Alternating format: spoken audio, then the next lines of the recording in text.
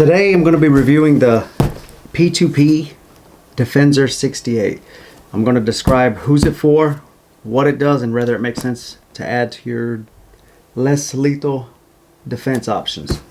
I'm going to be opening it up for the first time, so I'm going to do it in front of you guys so you guys can share it with me.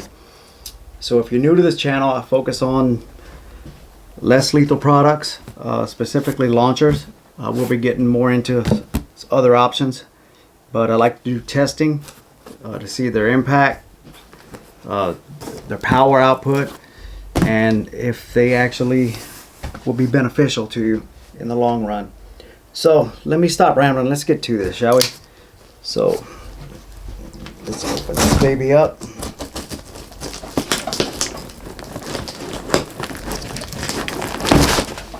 All right.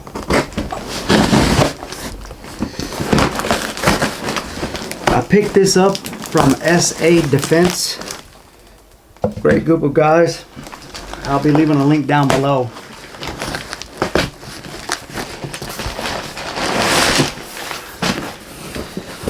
Alright. It's got some nice weight to the box.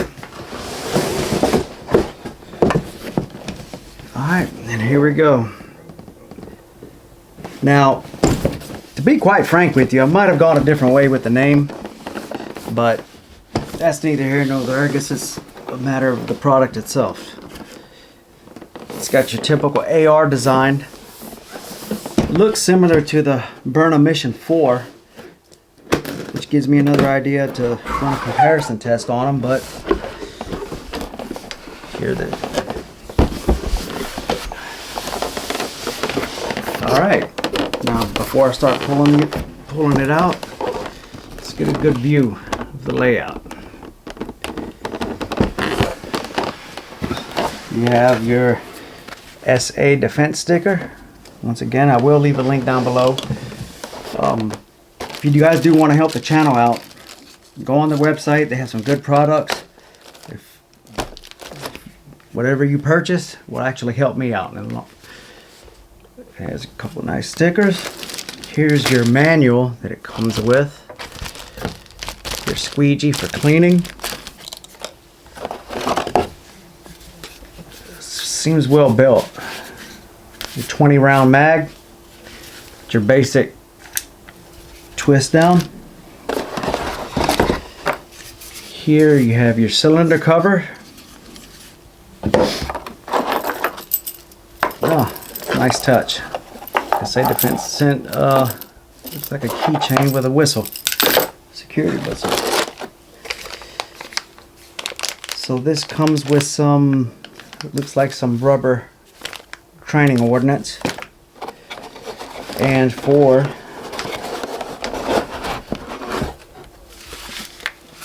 here we go. This is your P2P Defensor 68. It feels like it's made out of plastic, but it has a nice weight to it. It does. You have your classic M-lock, your Picatinny rail to add your accessories. No sights on it, so you could put whatever sights you want. It's nice. I like the way it does feel in the hands. Now, color options, obviously, I prefer the realistic look. Now this takes an 88 gram, from what I read about it, takes an 88 gram CO2 cylinder. And it also has a, this looks like a quick piercing adapter for it. So you can use two 12 gram CO2. If I'm not mistaken, it's similar to the HDX. So two 12 grams. It can remain in there indefinitely. Whenever you need to conduct operations, hit the buttstock, it charges it and it's ready to deploy. You have your safety. Now, from my understanding, this has full auto and semi-auto, but that'll be on the next video where we can test it out. And this muzzle brake looked like it should come off. Yes, it has a removable muzzle brake, which is fantastic. So you could put alter it and do a lot. Now, this thing, from what I've read, is rated at 37 to 45 joules, depending on what type of munitions you have. And I would actually use this personally as a nightstand, right next to my nightstand. You know, if I'm gonna use it for home defense, and obviously it's not something you're gonna carry out. Now I know some law enforcement utilizes these, correctional officers, security, specifically for the power output. And the Burnham Mission 4 is rated around 15 to 20 joules. So this is at 37 to 40. As I said, next video we're going to test this bad boy out. And we're going to see what type of joules we get out of it. And I'm also going to test out basically reliability. I want to see if it does have rapid fire. We're going to test rapid fire mode, semi-auto. And as I said, it does have a 20 round mag. And when we take it out there to the range to go fire it off, show you how to load it and whatnot. And one interesting thing that I did read, and I'm gonna have to verify it, but is the fact that this thing is capable of using high pressure PCP cylinders. Now, if that's the case, that is phenomenal, that you could utilize dual propulsion, CO2 or PCP. Now, if you're going to use PCP, obviously you're going to have to get a separate adapter for it. But I think that's a phenomenal option.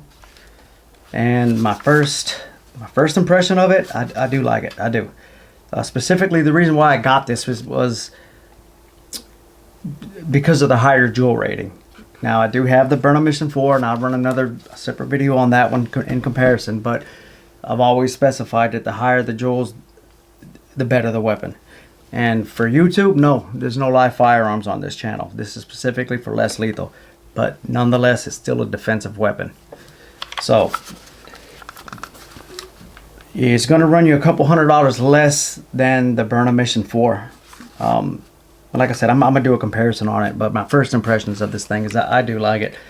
I'm going to require some 88 gram cylinders to slap in there. I'll run them both on the next video, both 88 gram and